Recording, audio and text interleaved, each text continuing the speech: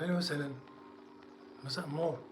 ثلاثة لي كونساي: قهوة في النهار مزيانة كتأمنك من سرطان الأمعاء.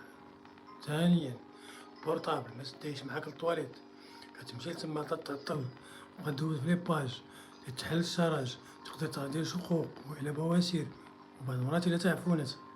المسألة الثالثة هي اللحم، ماشي ضروري شاك جور، اون فوا باغ سومين كافي. الخبراء تيقولوا بأنه مرة واحدة في الأسبوع كافية باش ناخدو داكشي اللي خاص الصحة ديالنا. إذن بلا ما كل نهار اللحم ممكن نعوضو بزاف ديال المسائل الأخرى.